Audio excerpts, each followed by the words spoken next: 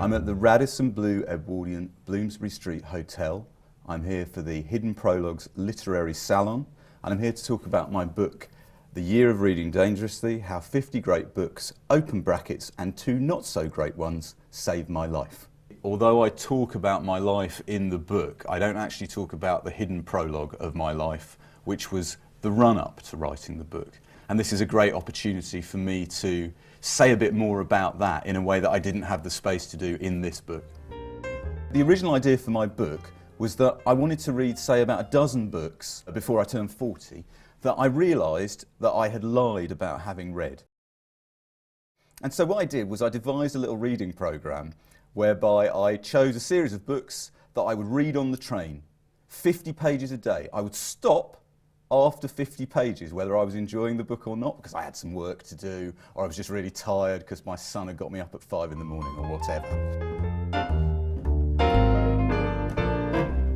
The first one I'd recommend is the one I started with, which is a Russian novel called The Master and Margarita by Mikhail Bulgakov.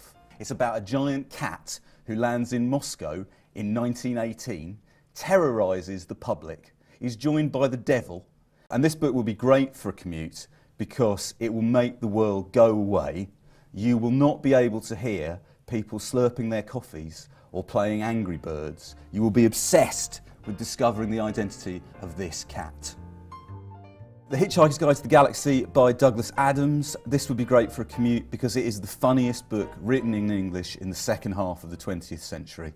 And I often used to feel on the commute at 6 o'clock in the morning that what I needed was something comforting and funny. If you feel the same way, you should definitely use Douglas Adams. The next book I think you should read on a commute is Absolute Beginners by the author Colin Mcginnis.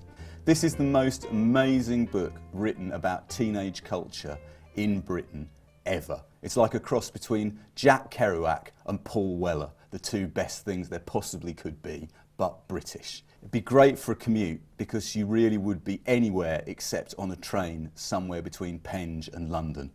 You'd be in Notting Hill Gate in the 1950s. You'd be on a little scooter. You'd be coming out of an espresso bar. There'd be some amazing music playing. You would be so cool, unlike what you probably are on the train.